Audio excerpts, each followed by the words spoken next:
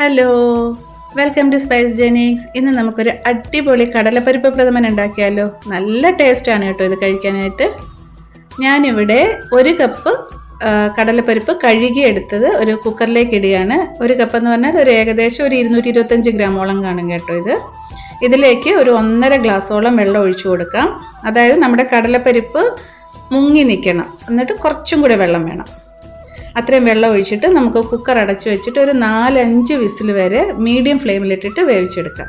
ഈ നമ്മുടെ കടലപ്പരിപ്പ് വേവുന്ന സമയത്തിന് നമുക്ക് ശർക്കരപ്പാനി ഉണ്ടാക്കാം. അതിന് വേണ്ടിയിട്ട് ഞാനിവിടെ ഒരു 1/2 കിലോ ശർക്കര എടുത്തിട്ടുണ്ട്. അതിലേക്ക് 1 ഗ്ലാസ് വെള്ളം ഒഴിച്ചിട്ട് നമുക്കിതൊന്ന് പാനിയാക്കി എടുക്കാം. നമ്മുടെ ശർക്കരയെല്ലാം അലിഞ്ഞ് പാനിയായിട്ടുണ്ട്. ഇനി നമുക്ക് ഫ്ലെയിം ഓഫ് ചെയ്യാം.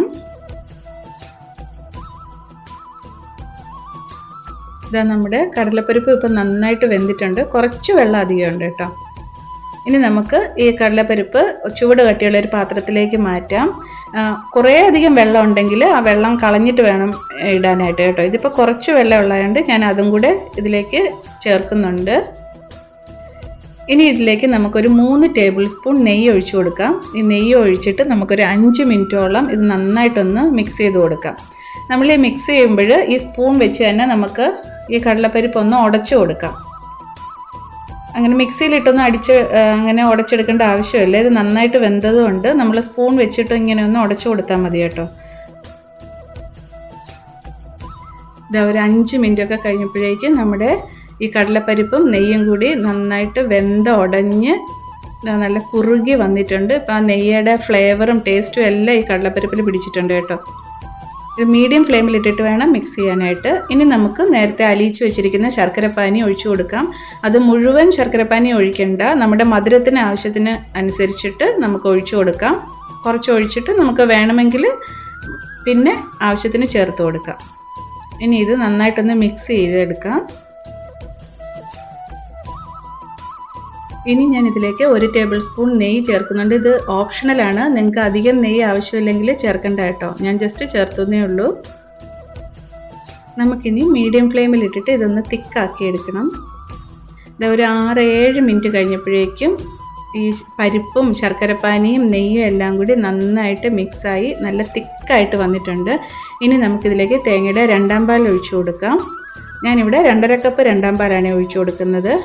ഞാൻ 2 തേങ്ങ തിരികിയതിൽ 1/2 കപ്പ് വെള്ളം ഒഴിച്ചിട്ട് ഞാൻ മിക്സിയിലിട്ട് അടിച്ചിട്ട് 1 കപ്പ് 1-ാം പാൽ കിട്ടി. അത് ഞാൻ മാറ്റി വെച്ചു. അതിനുശേഷം അതേ തേങ്ങാപ്പീരയിലേക്ക് 2 കപ്പ് വെള്ളം ഒഴിച്ചിട്ട് മിക്സിയിൽ അടിച്ചിട്ട് എടുത്തതാണ് ഈ 2.5 കപ്പ് 2-ാം പാൽ. പിന്നെ തേങ്ങയ്ക്ക് അനുസരിച്ചിട്ട് ഈ വെള്ളത്തിൻ്റെ അളവും ഈ പാലിൻ്റെ അളവും എല്ലാം വ്യത്യാസം വരും കേട്ടോ. ഇത് നന്നായിട്ട് നമുക്കൊന്ന് മിക്സ് ചെയ്ത് കൊടുക്കാം. അതിനുശേഷം ഇതിലേക്ക് 3/4 കപ്പ് ചവ്വരി വേവിച്ചത് നമുക്ക് ചേർത്ത് കൊടുക്കാം. ഈ ചവ്വരി വേവിച്ചത് ചേർത്താൽ നല്ലൊരു ടേസ്റ്റാണ് കേട്ടോ പായസത്തിന്. ഈ ചവ്വരിയും കൂടെ ചേർത്തിട്ട് നന്നായിട്ട് ഇളക്കി പായസം ഒന്ന് തിക്കാക്കി എടുക്കാം.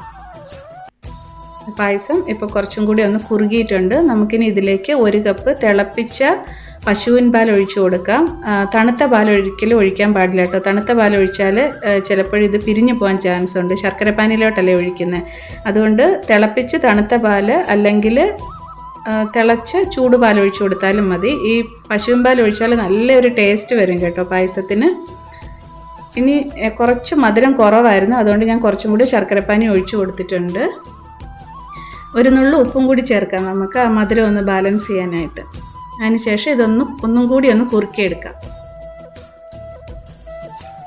ഈ പായസം ഉണ്ടാക്കാനായിട്ട് നല്ല എളുപ്പമാണ് കേട്ടോ. ആകെ കുറച്ച് ജോലിയുള്ളത് തേങ്ങാപ്പാൽ എടുക്കുക എന്നുള്ളത് മാത്രമേ ഉള്ളൂ. ഇല്ലെങ്കിൽ നല്ല എളുപ്പമാണ് കേട്ടോ ഈ പായസം ഉണ്ടാക്കാനായിട്ട്.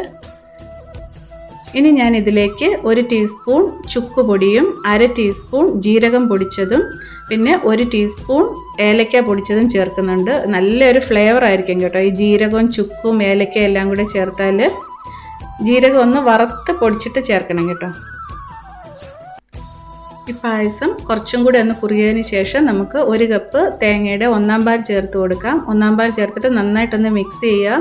മിക്സ് ചെയ്തതിന് ശേഷം ഇത് തിളപ്പിക്കാൻ പാടില്ല കേട്ടോ. പായസം തിളപ്പിച്ച് കഴിഞ്ഞാൽ ഈ തേങ്ങാപ്പാൽ പിരിഞ്ഞു പോവും. അതുകൊണ്ട് ജസ്റ്റ് ഒന്ന് നന്നായിട്ട് ചൂടാകുമ്പോൾ നമുക്ക് ഫ്ലെയിം ഓഫ് ചെയ്യാം. ഇനി ഇതിലേക്ക് നമുക്ക് ഡ്രൈ ഫ്രൂട്ട്സ് വറുത്തിടാനായിട്ട് 2 ടേബിൾ സ്പൂൺ നെയ്യ് ചൂടാക്കാം.